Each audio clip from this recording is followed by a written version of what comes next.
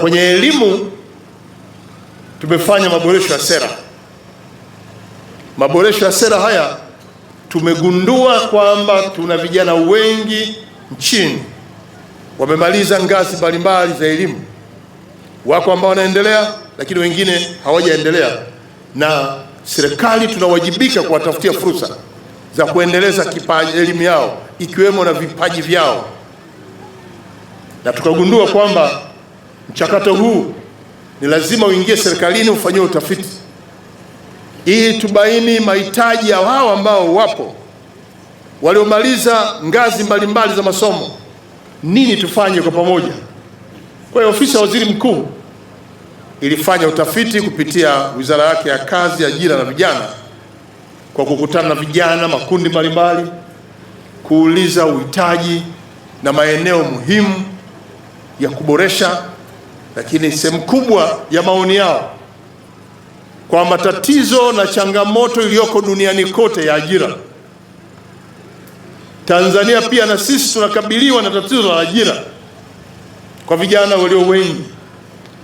Walikuja na kushauri serikali, lakini pia hata waheshimiwa wabunge, kwamba sasa lazima tujikite kwenye ufundi mahiri, kwamba tuanzishe mafunzo ya ufundi kwenye ngazi mbalimbali, ili yote aliyemaliza hakupata nafasi ya kuendelea na yupo anaweza kwenda kupata elimu ya ufundi maalum ambao yeye anautamani, awe fundi mahiri, aweze baada ya kumaliza mafunzo hayo anaweza kujiajiri au anaweza pia anaweza kuwaajiri wengine.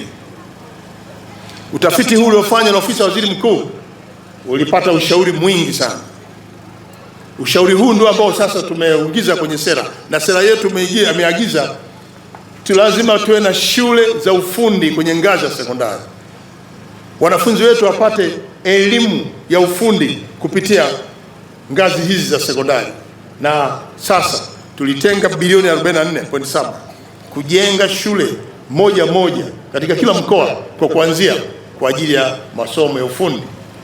Nyie Nzega kwa mkoa wa Tabora mmepata manufaa ya kuwa na shule hii ya Makomelo, kwa ndio shule yetu ya ufundi. Lakini pia mkoa wa Tabora kwa sababu ya ukubwa wake mmepewa fursa nyingine. Mheshimiwa Rais alitoa fedha kwa mbunge wa Sikonge na tumejenga kule Sikonge shule ya pili kwenye mkoa huu ya ufundi kwa ngazi ya sekondari, kwa sababu tuna vijana wengi nchini na wengi wameshamaliza ngazi ya sekondari. Nini tulifanya serikali? Ofisi ya Waziri Mkuu ilitenga fedha tukaendesha mafunzo ya ufundi mahiri kwa vijana wenye uhitaji kwenye maeneo au fani wanazozihitaji. Tukawaweka pamoja, tukawapeleka kwenye vyuo mbalimbali. Tena tuliomba pia na vyuo vya sekta binafsi, tukawapeleka kwenye VETA zetu, tukapeleka kwenye vyuo vya ufundi vya sekta binafsi, pamoja na taasisi za kidini kama vile Don Bosco na vyuo vya ufundi Dodoma na Dar es Salaam. Tulitumia pia vyuo vyake, lakini wako wengine walihitaji kuwa magerejia wazuri, wengine walihitaji kwenye sekta ya utoaji huduma kama vile kwenye utalii, kwenye mahoteli, watoaji huduma tunaita huduma na kozi mbalimbali. Kwa hiyo tukawagawa katika makundi na tukawasambaza kwenye vyuo vyetu, na hawa tuliowasambaza walikuwa wa ngazi mbalimbali.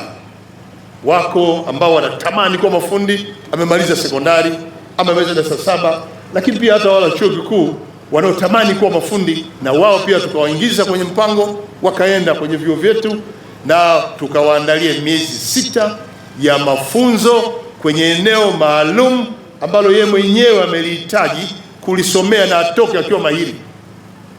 Na ili awe mahiri tuliugawa muda wa kukaa pale miezi 6, kwamba 60% ya muda wote ni vitendo tu, na tumepata mafanikio makubwa kwa sababu tuliwapeleka kwenye sekta za umeme, fundi umeme, lakini kompyuta na teknolojia, wengine ugerejia, lakini wako ambao wanakwenda kwenye uwashi, ufundi bomba, na wako ambao walienda kwenye sekta ya usafirishaji, na wako ambao pia walienda kwenye sekta ya kilimo na ufugaji. Na wale kwenye kilimo, kama mtakumbuka, tulianzisha vitalu nyumba. Vitalu nyumba ni kilimo ambacho unakilima kwenye eneo dogo, lakini uzalishaji mkubwa chini ya mwamvuli wa kile kitalu ambacho unajenga kama ghala hivi, ndani unalima. Haya ilikuwa ni sehemu ya matokeo ya utafiti uliofanywa na ofisi ya waziri mkuu, na tukatekeleza kwa vitendo, na hakika tumefanikiwa. Moja kati ya mafanikio kwenye sekta ya utoaji huduma, nyewe mnakumbuka, hasa mwenyewe watu wazima, hoteli zetu hapa nchini nyingi, ukienda hotelini zile za kitalii, mameneja wote walikuwa wanatoka nchi za jirani. Kwa nini? Sisi hatukuwa tumejiweka vizuri toka mwanzo kwenye kozi hizi za utoaji huduma. Lakini nakwambia leo hii, nenda hoteli yoyote Tanzania, meneja walio wengi zaidi ya 90% ni wa Tanzania. Kwa nini? Wamepata ujuzi mahiri kwenye utoaji huduma, na hao utawakuta ngazi zote. Wako ambao wamemaliza darasa 7, amesoma ufundi mahiri, amepata ajira, lakini wengine wamejiajiri. Wako waliomaliza kidato cha 6, kidato cha 4, hata waliomaliza vyuo vikuu lakini hawakupata ufundi mahiri, ameamua kwenda kusoma ufundi mahiri kwenye vyuo vyetu ikiwemo na VETA, na leo hii ni mafundi mahiri.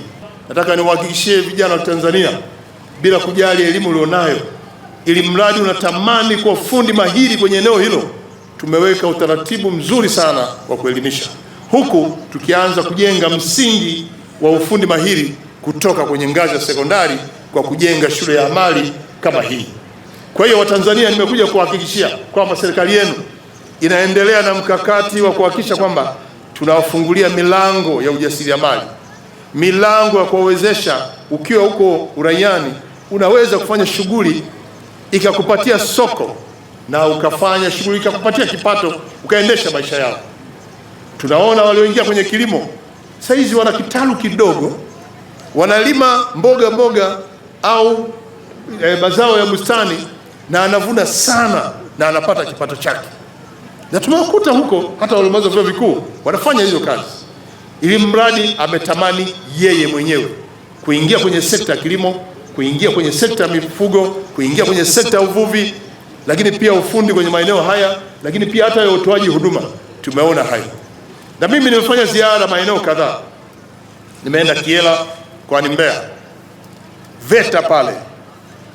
Wananchi pale walipoona programu ile ni nzuri, wako wakina dada walitamani pia wapate taaluma ya ususi. Walipoenda kwa mkuu wa chuo wa VETA pale Kiela, akaona ni wazo. Alipouliza makao makuu, kwa maana ofisi ya waziri mkuu, akaambiwa anaweza kuanzisha ibada, anapata mfundishaji. Na alichokifanya mkuu wa chuo ni kwenda Mbeya mjini kwenye moja kati ya saluni maarufu, kampata yule mtaalamu aliyebobea kwenye ufundi huo mahiri wa ususi, akampeleka VETA kusimamia ile kozi, akiwafundisha wadada wakiendelea na shughuli za ususi kama eneo la ufundi maalum. Na nilipotembelea nilimkuta, nikapeleka kwenye idara yao, nikakuta pala wamepamba vifaa vyao, mhadhiri wao yupo.